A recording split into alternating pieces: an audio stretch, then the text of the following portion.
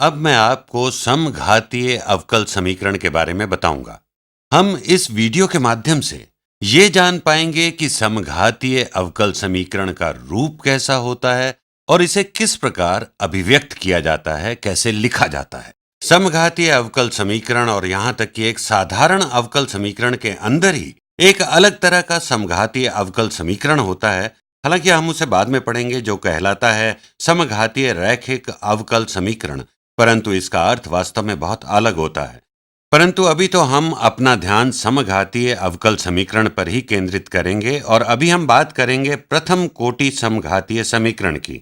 समघातीय अवकल समीकरण का अर्थ क्या है, तो चलिए देखते हैं। इसको हम इस प्रकार लिख सकते हैं, dy dx किसी फलन के बराबर है, कोई फलन x और y का। चलिए इसे हल करने का प्रयास करेंगे। और ये पृथक्करणीय नहीं है, सटीक नहीं है।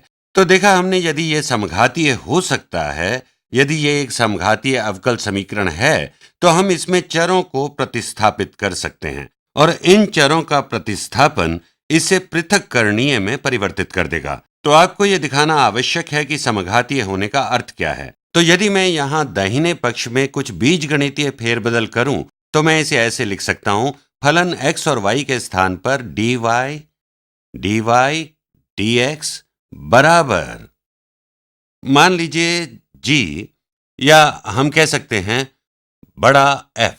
यदि मैं इसे बीजगणितीय रूप में दोबारा लिखूं, तो ये एक फलन है y बटा x का। फिर मैं इसमें चरांक प्रतिस्थापित कर सकता हूं, तो यह बन जाएगा पृथक्करणीय। तो अभी शायद आप नहीं समझेंगे, मैं आपको एक उदाहरण दिखाता हूं। हम कुछ भी लेते हैं और यहां उसमें करेंगे प्रतिस्थापन। तो चलिए हम कहते हैं हमारी अवकल समीकरण है अवकलज y का सापेक्ष में x के बराबर है x जमा y बटा x। और यदि आप चाहें तो आप इसे पृथक्करणीय बनाने का भी प्रयास कर सकते हैं। इसे देखकर जो अनुमान मैं लगा पाया वो ये कि इसका हल उतना आसान नहीं दिखता। जैसा कि यहाँ देखिए, यहाँ हमारे पास अवकलज है जो बराबर है किसी फलन x और y के।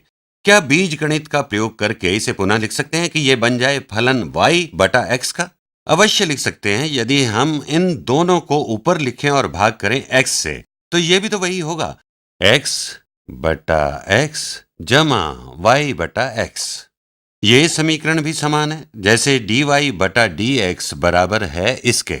अगर हम इस समीकरण को पुनः लिखें तो वही बात होगी। रंग बदल कर लिखता हूं, जैसे ये dy बटा dx बराबर है x भाग x, जो बराबर है 1 के। यदि हम मान लें कि x का मान 0 नहीं है, जमा y बटा x, तो आप कहेंगे कि मेरा तात्पर्य क्या था फलन y बटा x से। तो आपने देखा, इस समीकरण में कुछ बीजगणितीय बदलाव करके मुझे मिला 1 जमा y बटा x। यदि मैंने कहा कि y बटा x बराबर है किसी तीसरे चरांक के, तो ये बस एक फलन है उस तीसरे चरांक का। तो चलिए करके देखते हैं। तो हम प्रतिस्थापन करते हैं y बटा x के लिए, किससे? v से। v को मैं पहले दूसरे रंग से लिखूंगा, तो v बराबर है y बटा x के। यह दूसरी विधि है, दोनों पक्षों को हम गुणा कर दें x से, तो y बराबर है xv। और अब प्रतिस्थापित करेंगे v का मान y बटा x के लिए, प्रतिस्थापन करना होगा dy बटा dx के लिए भी। चलिए देखते हैं v के अवकलज के रूप में हमारे पास क्या है। अवकलज v का सापेक्ष में x के बराबर है, जो अवकलज है इसका सापेक्ष में x के। तो यदि हम ये मान लें कि v एक फलन भी है x का, तो अब हमें गुणन नियम प्रयोग में लाना होगा। तो अवकलज x का होगा 1 गुणा v जमा x गुणा अवकलज v का सापेक्ष में x के। और अब हम प्रतिस्थापित करेंगे इसको और इसको वापस अपने समीकरण में, और हमें मिल जाएगा dy बटा dx, जो बराबर है इसके। तो हमें मिला v जमा x dv dx अवकलज v का सापेक्ष में x के बराबर है इस बाएं पक्ष के 1 जमा y बटा x के। और इस v से प्रतिस्थापित करने पर हमें मिलेगा 1 जमा v। तो अब ये सरल हो गया। अब देखिए, अब हम घटा सकते हैं v इस समीकरण के दोनों पक्षों में से। दोनों ओर से v घटाएं, तो अब हमारे पास क्या बचा? हमारे पास बचा x dv dx बराबर है 1 के। दोनों पक्षों को भाग कर दें x से तो हमें मिलेगा अवकलज y का सापेक्ष में x के बराबर 1/x। अब कुछ कुछ लगने लगा है कि हल हो जाएगा। चलिए आगे बढ़ते रहते हैं। तो यदि हम दोनों पक्षों को गुणा करें dx से तो हमें मिलेगा dv बराबर 1/x गुणा dx। अब हम दोनों पक्षों का प्रति अवकलज ले सकते हैं, दोनों तरफ का समाकलन, और हमें प्राप्त होगा v बराबर प्राकृतिक लघुगणक निरपेक्ष मान का x के जमा c। और हमने हल कर लिया। पर अच्छा होगा यदि उत्तर y और x के रूप में मिले, ना कि तीसरे चरांक v के रूप में, क्योंकि हमारा मूल प्रश्न y और x के रूप में था। तो क्या था v? हमने प्रतिस्थापन किया था v बराबर y/x। तो हम अब प्रतिस्थापित करेंगे, हमें मिलेगा y/x बराबर प्राकृतिक लघुगणक x जमा c, कोई सवेच्छ अचर। दोनों पक्षों को गुणा करें x से और मिल जाएगा y बराबर x गुणा प्राकृतिक लघुगणक x जमा c, और ये हो गया।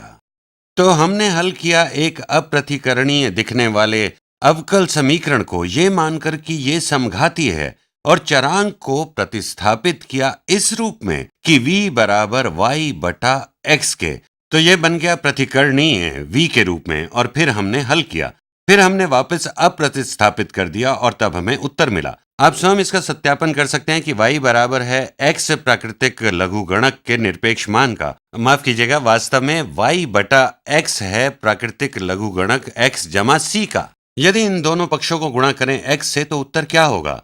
तो ये x प्राकृतिक लघुगणक का नहीं होगा, मुझे गुणा करना होगा ये भी गुणा x, वितरणात्मक गुण, ये भूल से रह गया था। तो सही उत्तर हमें मिला y बराबर है x प्राकृतिक लघुगणक निरपेक्ष मान का x जमा x गुणा c के। और यदि आप c का मान देखना चाहें तो मैं आपको कुछ आरंभिक स्थितियां दूंगा, तो आप c का हल जान पाएंगे, और वो इस अवकल समीकरण का विशिष्ट हल होगा। अगली वीडियो में हम इसी को जारी रखेंगे। फिर मिलेंगे।